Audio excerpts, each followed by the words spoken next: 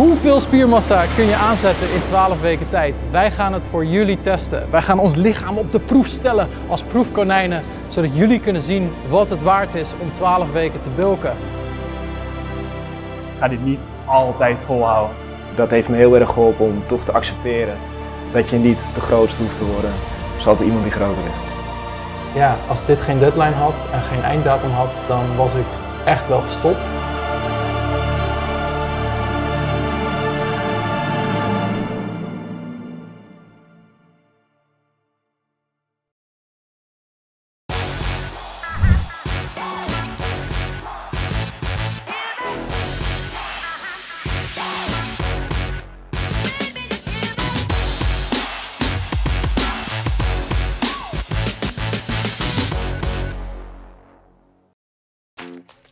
Nou, ik denk dat bulken eigenlijk gewoon is dat... Ja, dus bulken is volgens mij... Wat mij dus te binnen schiet is het wordt veel. Bulkschepen en dergelijke. De brede term voor mij is gewoon groter worden. Dan zie ik van die mannen met zulke... Nou, dan denk ik, ja, sorry, dat vind ik echt helemaal niks. Vaak zie je dan ook de voor- en na-foto's. Dat vind ik wel leuk om te zien. Nee, lelijk is het zeker niet. Als je een goede bouw hebt, dan staat het sommige mensen staat het gewoon wel. Dat ze zichzelf in de spiegel zien en denken... Oeh, jongens, dit heb ik toch met mijn lichaam kunnen bereiken. Je wil lekker houvast, hè? Beter dit dan dun. Ja.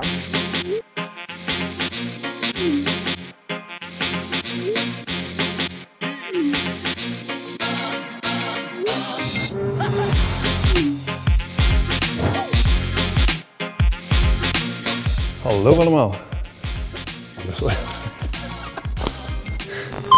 Nou, bulken is eigenlijk een term binnen de fitness, binnen de bodybuilding, waarin je dus heel plat geslagen wordt door de bocht, heel veel gaat eten, heel hard gaat trainen om zoveel mogelijk spiermassa te winnen. Als je altijd op een heel laag vetpercentage zit of altijd maar onder je onderhoud eet, dan is het eigenlijk bijna onmogelijk om spiermassa aan te komen. Normaal gesproken is een beetje de gouden regel 4 kilo spiermassa in een jaar te winnen. Nou, we gaan het 3 maanden doen.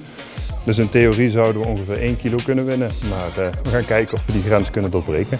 Nou, ik mag Mart en Martin helpen om zoveel mogelijk spiermassa te kweken in 3 maanden tijd. Mart gaat het doen op basis van een vegan diet. Hij gaat rondere schouders krijgen, grotere bovenkant borst, bredere rug, waardoor hij meer een V-figuur krijgt. Ja, en Martin die gaan we gewoon helemaal opblazen to the max. Dat worden hele pittige trainingen, zoveel mogelijk voeding naar binnen stampen en kijken hoe groot die kan worden. Kijken of we die meer dan 1 kilo kunnen winnen. Ook al is de challenge zelf nog niet eens begonnen, ja, dan beginnen natuurlijk wel al de kleine dingetjes. Zoals vandaag even bloed checken. Even alle hokjes aangevinkt bij de huisarts om even precies te weten waar we staan qua gezondheid. Dus ook Mart is ergens met een naald in zijn arm, dus we gaan het zien.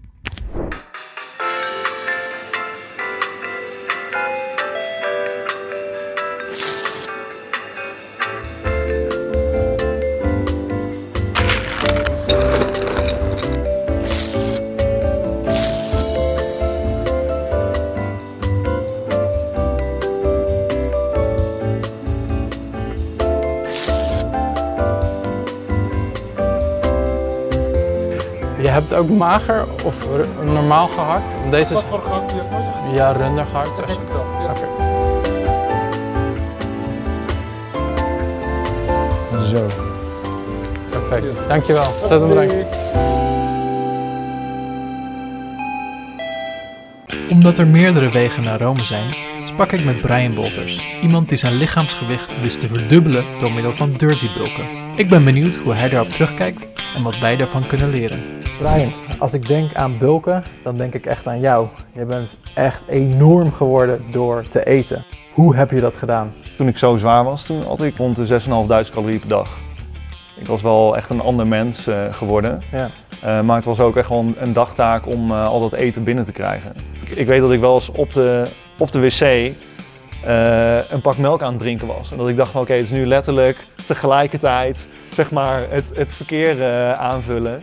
Ik heb wel eens een wedstrijdje gedaan met een vriend van mij wie het meeste calorieën kon eten op de dag. 2 jaar later zou ik een internationale sterkste man teamwedstrijd doen.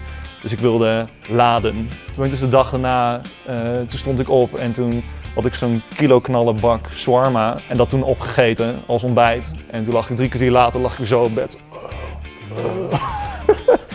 En dan later een paar liter chocomel. Kunnen we dan concluderen dat jij wel redelijk naar de dirty bulk neigde, als ik het zo hoor? Ik had soms ook rijst. Oké. Het kwam uit iets functioneels, Ja. want je wil een overschot eten om spiermassa op te kunnen bouwen, zodat je sterker wordt en zodat je optimaal kan herstellen van je training. Maar het was wel iets wat zo nu en dan een eigen leven ging leiden. Hoe zou je het dan nu doen? Wat is eigenlijk de onderbouwde, logische manier van bulken? Een aantal jaar terug toen las ik een onderzoek waaruit bleek ook dat mensen die tot 10-15% van hun energieconsumptie uit echt junkfood haalden, dat die niet dikker werden, slechtere bloedwaarden hadden of minder presteerden in hun training, maar dat die wel veel makkelijker voedingspatroon konden volhouden, omdat het gewoon ruimte gaf om best wel regelmatig gewoon wat lekkers te eten of gewoon iets te eten waar je zin in had. Dus ik zou eigenlijk voor een huwelijk gaan tussen de clean bulk en de dirty bulk samen. En eigenlijk een middenweg tussen de twee. Hoe zag mijn week eruit? Complete chaos, zoveel nieuwe producten, zoveel andere producten.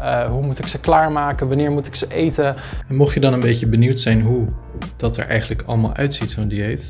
Kip, runder gehakt, zalm, amandelen, glutenkezen, ook weer een mooie eiwitbron. De blauwe bessen 's ochtends bij het ontbijt. Vetten hebben we natuurlijk ook nodig. Ook moet ik redelijk wat shakejes wegwerken en daarnaast een hele rits aan pillen. Het zijn B12, magnesium natuurlijk om spierpijn te voorkomen, kurkuma, creatine wat ik nog nooit eerder heb genomen. Alles om mijn lichaam gewoon optimaal te kunnen laten presteren. Nou, ik heb 5 trainingsdagen gehad tot nu toe. Dat zijn er veel en daarna komt altijd je grootste maaltijd, maar voor die training ook. Dus eigenlijk heb je binnen, zeg maar 3 uur van de dag heb je je grootste 2 maaltijden. Voeding is elke dag hetzelfde, behalve op rustdagen. Daarin zie je dat je iets minder koolhydraten eet dan normaal, want je hebt ook minder energie nodig. Hoe je het eigenlijk moet zien is dat we het metabolisme echt willen laten branden. Ik wil dat ze honger hebben voordat ik direct heel veel eten ga toevoegen.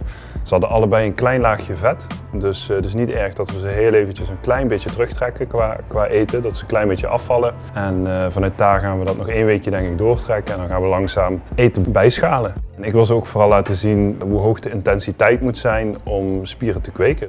Ik dacht dat ik al zwaar bezig was, maar dat was dus eigenlijk niet zo. Mijn intensiteitsniveau van 10 zit hier. Jaspers intensiteitsniveau zit hier. Ballen uit de broek, zoals Jasper het zelf graag noemt. En dat is wel heel erg lekker.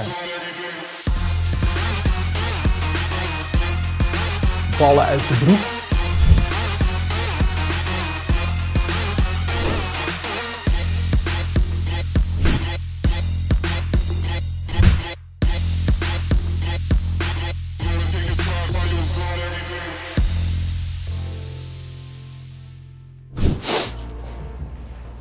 Nou, die zit erop hoor. Ik train nu 5 keer per week.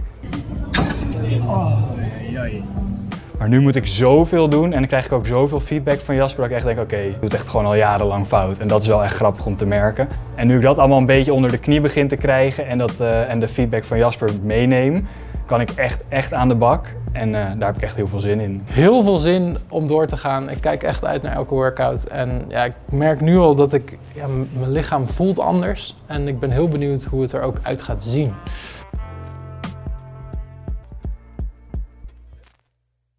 Naast het feit dat we natuurlijk Jasper en de spiegel hebben om onze progressie bij te houden, gebruiken we ook verschillende foefjes van Huawei. Waaronder een weegschaal, een smart weegschaal waarmee we op ons telefoon kunnen zien hoe het in een soort curve eraan toe gaat qua gewicht. En natuurlijk sporthorloges om te kunnen bijhouden hoe de workouts gaan, de intensiteit, maar ook calorieënverbruik. Super handig. We zijn hier vandaag in Breda. We gaan op bezoek bij Purushanti Schout. Hij is personal trainer, bodybuilder en bovenal vegan. Het hele jaar rond is hij bizar breed. En ik ben gewoon benieuwd, hoe krijgt hij dat voor elkaar op basis van planten? Let's go!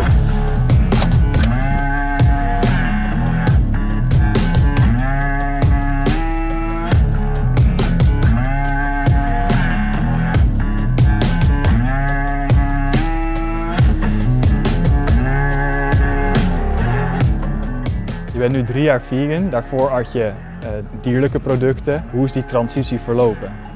Vooral in die eerste maand was dat ik echt heel goed sliep en heel veel energie had. Gewoon door de dag heen, het was super stabiel.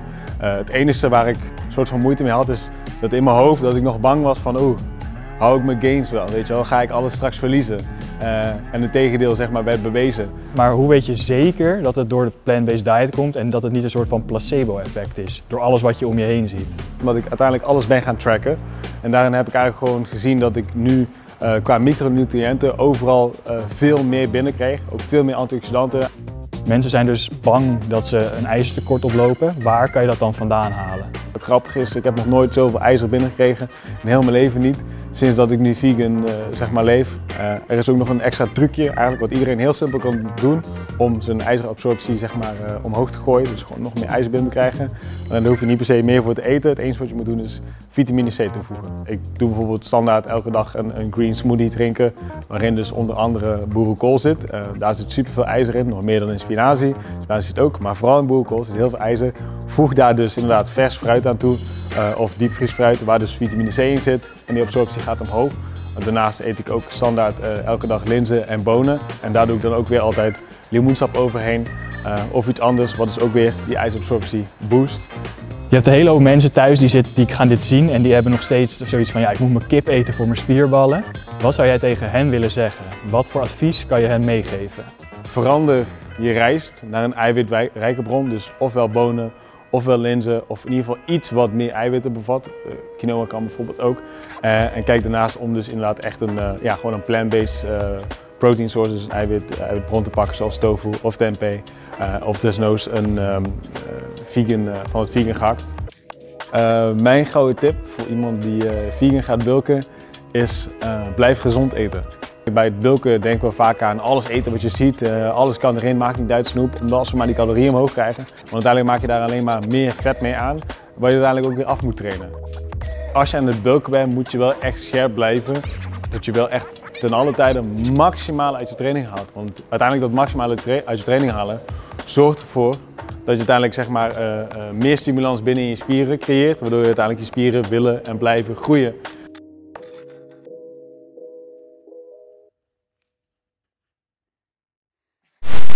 Ja, vandaag hebben we dan een tuinworkout. Alle gyms zijn vol.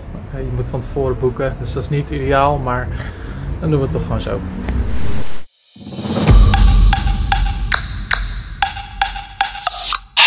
Voor mij is de beste manier om het leuk te houden in de gym is wel echt zwaar gaan. Dus als ik niet vooruit ga qua kilo's, dan sta ik stil. Ik kan gewoon alles geven, even alles vergeten. Alles wat er nu in de wereld gebeurt, ben ik kwijt. En gewoon alleen één ding wat ik moet doen, keihard trainen. En daar geniet ik wel van. Plus een lekker muziekje erbij, helpt ook. Ik weet gewoon heel duidelijk, ik heb een schema, die volg ik. Dus zolang je maar aan dat schema vasthoudt en het een goed schema is, dan gaat het de goede kant op. Alleen een goed schema is natuurlijk nog niet genoeg. Je moet echt wel de goede uitvoering hebben. Als het tussen de oren niet goed zit, dan gaat het beste schema ook niet voor jou werken. Dus overal moet het een beetje kloppen. Dus Martin is meer echt een beest die van veel gewicht houdt. Ik zit wat hoger in de herhalingen en daardoor krijg je wel een andere spierdefinitie. Ik voelde me al best wel goed in mijn lichaam. Ik was altijd, ook als ik geen sixpack heb, ben ik hartstikke tevreden met mijn lichaam. Maar ik merk wel dat na een aantal jaar trainen en nu onder professionele begeleiding, dat ik echt grote stappen zet en dat voelt wel gewoon goed. Ja, je merkt eigenlijk gelijk wel als je goed hebt gegeten dat je workout ook beter gaat. Oftewel, je kunt het weer zwaarder maken en dat werkt sowieso heel goed voor je in de gym. En natuurlijk ook nu tijdens het bulken is dat wel een cruciaal ingrediënt. Ik ga dit niet altijd volhouden, want dat is gewoon voor mij echt niet te combineren met mijn dagelijks leven. Dat is gewoon te intensief. Waar ik het meest weer naar uitkijk is gewoon een gezellig avondje waar toch een biertje bij hoort.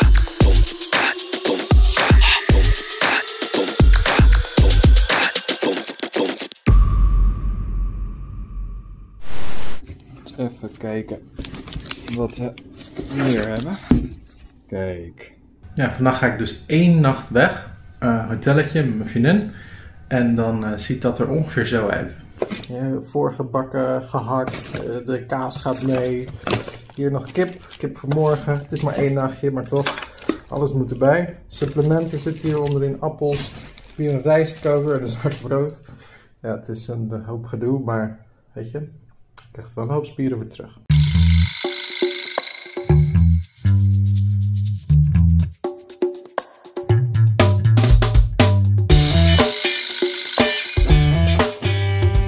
Ik denk dat dit een leuk experiment is om te laten zien hoe je het op een hele gezonde en hele extreme manier kunt doen. Ik zou heel graag deze docu in willen zetten met een soort, het is alleen maar pret en feest. Maar ja, je zou het mijn vriendin kunnen vragen, het is niet alleen maar leuk. Ik heb heel vaak geen zin om saaie maaltijden te eten. Ja, als dit geen deadline had en geen einddatum had, dan was ik echt wel gestopt.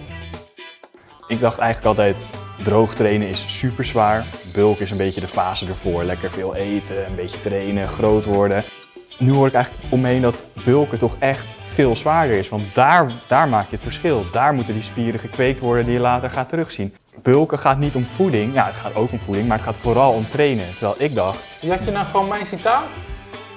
Bro, dit is gewoon wat het is.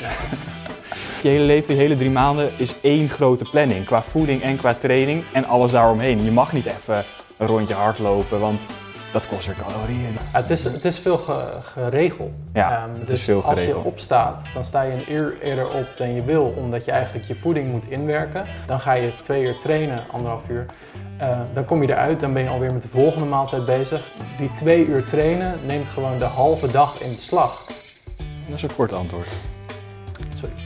Ik zie mijn lichaam per week veranderen.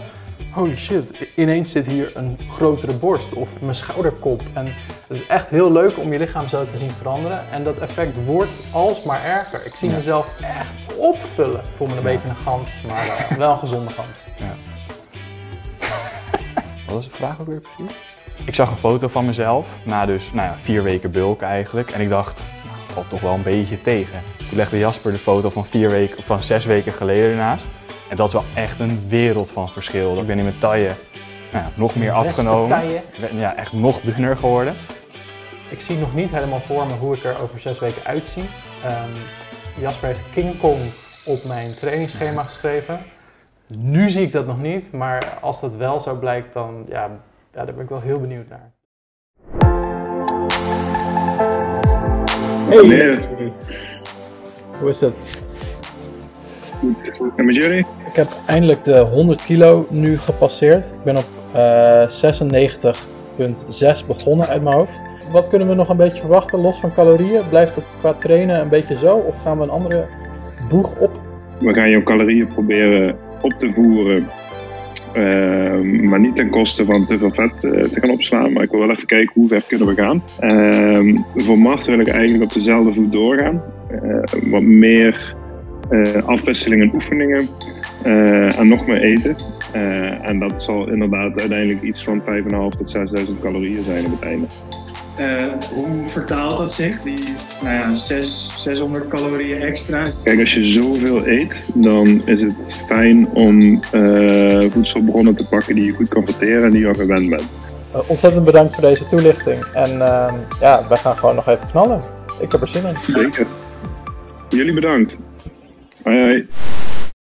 Bulken lijkt iets heel fysieks. En toch kan het ook mentale gevolgen hebben. Ik sprak hierover met Jeffrey Hasselt, iemand bij wie de passie voor spiermassa eindigde in een obsessie. Jeffrey, ik heb jou ontmoet als krachtsporter. Daarvoor ben je judoka geweest, zelfs Nederlands kampioen. Daarvoor moest je eigenlijk, om een gewichtsklasse te behalen, moest je altijd zo droog mogelijk zijn. Maar daarna ben je juist op zoek gegaan naar hoe je zo groot en sterk mogelijk kan worden. Hoe was het dan om ineens te moeten bulken? Mijn aanpak was lean bulken. Meer met het idee omdat ik dus heel vaak dat vertekende beeld van mezelf zag en een heel iel ventje met veel vet. Ja, dat vet wilde ik dus proberen zo min mogelijk op mijn lichaam te krijgen. Dus ik koos dan voor een lean aanpak, dus met zo weinig mogelijk vetten. Maar wel heel veel calorieën, dus het was echt ontzettend veel eten. En als je het dan hebt over zo groot mogelijk proberen te zijn, wat was dan voor jou groot? Wanneer is het genoeg, zeg maar? Wanneer was het groot genoeg? Dat was het dus nooit. Ja. Dat is dus ook een beetje de valkuil op het moment dat je obsessief bezig gaat met trainen en zo groot mogelijk worden. En heb je dan tips voor mensen die willen beginnen met bulken over hoe je ze een beetje kan beschermen eigenlijk voor dat soort bigorexia, het moet altijd groter? Ik denk dat het voornaamste wat belangrijk is, dat je bezighoudt met jezelf en dat je voor jezelf kijkt waar je limieten liggen. Als je altijd kijkt naar die Mr. Olympia figuren, kleine kans dat je dat natuurlijk gaat behalen, maar als dat hetgeen is wat je als doel voor jezelf oplegt, ja, dan gaat het echt een obsessie worden. En je bent nu zelf een paar weken bezig met bulken, hoe ervaar je het zelf? Ja, wisselend eigenlijk. In het verleden heb ik wel hetzelfde gehad dat ik mezelf niet objectief kon bekijken. En datzelfde begint nu weer te gebeuren. Dus ik moet zeg maar 10 keer per dag in de spiegel kijken om te zien van ja, wat gebeurt er nou? Gebeurt er al iets? Dus ik merk dat er wel al bij mij een beetje een soort jeuk ontstaat naar het moet meer en het moet groter. Op een gegeven moment merk je gewoon dat hoe hard je ook traint, hoe goed je ook op je voeding let, je op een gegeven moment niet meer die extra gains gaat maken. En ben ik me heel erg gaan richten op zo sterk mogelijk worden. Dat heeft me heel erg geholpen om toch te accepteren dat je niet de grootste hoeft te worden. En dat ga je ook niet worden. Dus dat is altijd iemand die groter is. Zie hier, 5500 calorieën plant-based. Nou, zo moeilijk is het allemaal niet. Tofu'tje, nootjes, groenten, fruit, plantaardig kwarkie, heel veel pasta. En hier natuurlijk de shake en mijn favoriet.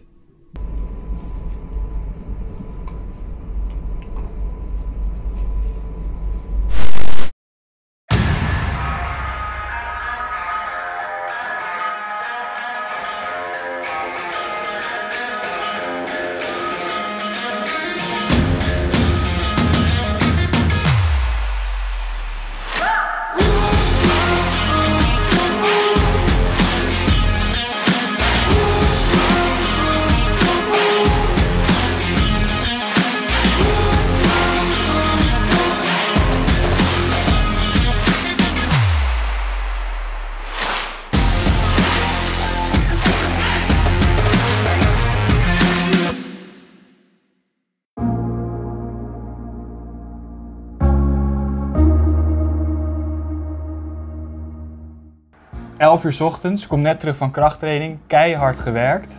Maar ja, keihard werken betekent ook weer heel veel eten. 180 gram pasta, ongekookt. Daar heeft eigenlijk niemand echt zin in zo vroeg. Maar het moet, want ik zit op bijna 6000 calorieën. Hoe ik het wegwerk, ik weet het niet. Maar nog een lange dag te gaan. Nog maar 4 warme maaltijden hierna.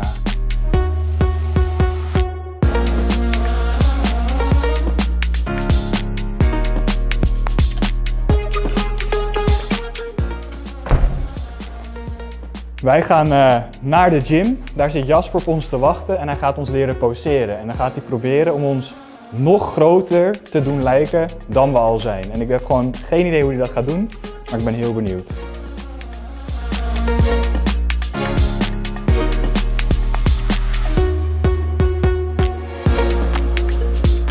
Nou mannen, vandaag gaan we poseren. Over een paar weken hebben jullie een fotoshoot. Dan is het natuurlijk super belangrijk dat je ook kan laten zien wat je hebt gewonnen qua spiermassa.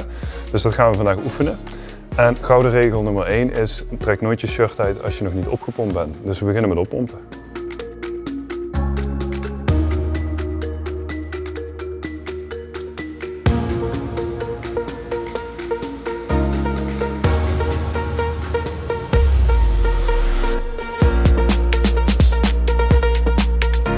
Right, we gaan beginnen met de rug. Je zet je armen naar achter. Je probeert hier spanning in de onderkant van je rug te voelen. En dan ga je je rug uitzetten, armen naar buiten toe. Armen naar buiten toe. Rug uitzetten. Draai je schouders naar voren. Dat is wel beter, Martin. Zo hoog mogelijk je borst. Echt die borst naar het plafond knallen. En die armen uitzetten. Uitzetten en naar voren rollen.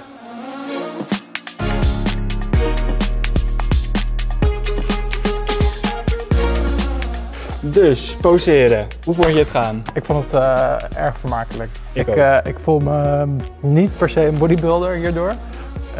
Ik denk dat ik nog aardig wat tijd voor de spiegel moet doorbrengen.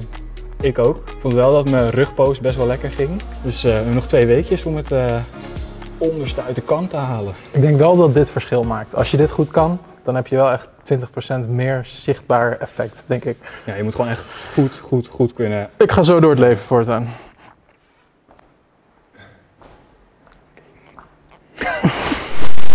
Het is lockdown. We hebben een leeg kantoor gevonden waar we onze spullen kunnen opstallen. Dus we hebben nu eigenlijk onze privé gym. Toch, Mart?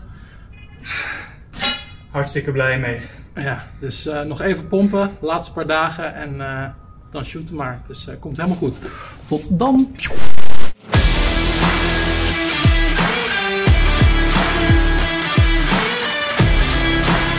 We zijn nu op weg naar Jeroen de Beer. Hij is de fotograaf van onze bulk challenge van het eindresultaat. En Mart is er helemaal klaar voor, toch? Ik ben er helemaal klaar voor.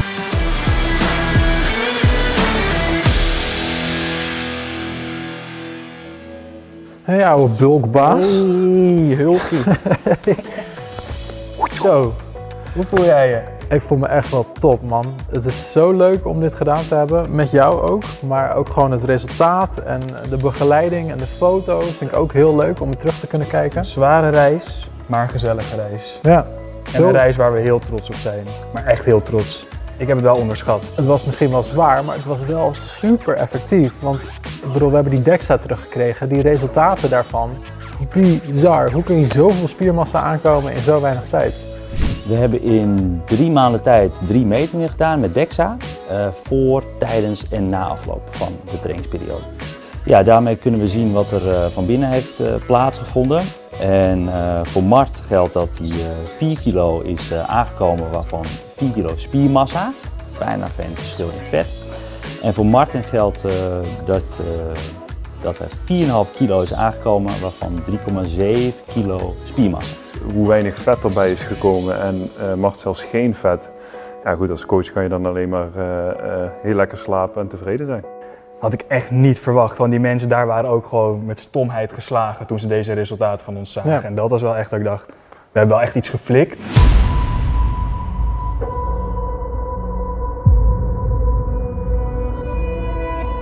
We hebben natuurlijk net de fotoshoot gehad bij Jeroen de Beer. En holy shit, die man schiet ze wel echt raak.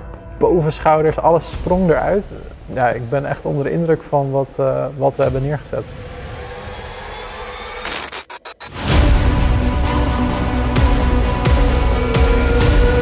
Juist, heel goed. Iets meer strekken.